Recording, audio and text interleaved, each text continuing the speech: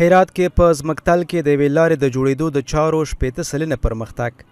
دغه پروژه چې د ګڼې ګوڼې کمیدو او ښاري نظم په موخه تر لاس لاندې نیول شوې د چارو بشپړېدو لپاره هڅې چټکې شوي دي.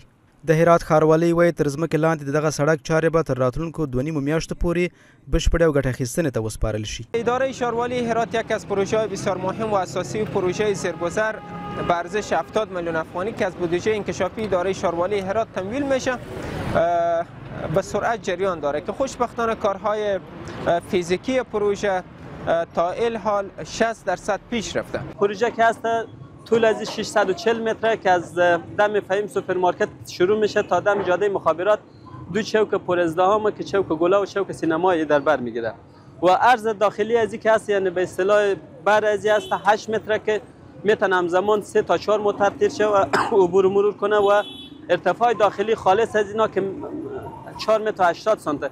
دغه پروژه چې د هرات یو له مرکزی برخو کې په پلي کېدو ده او دغه ولایت اوسیدونکي هم هیله څرګندوي چې په جوړېدو سره یې د خلکو په تګ راتګ کې اسانتیا رامنځته کیږي.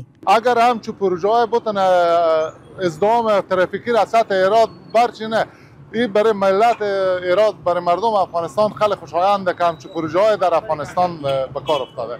با سال نفوس خیلی میشه، یکی هم ازدحام خیلیه، وسایل خیلیه، باید تیار شه.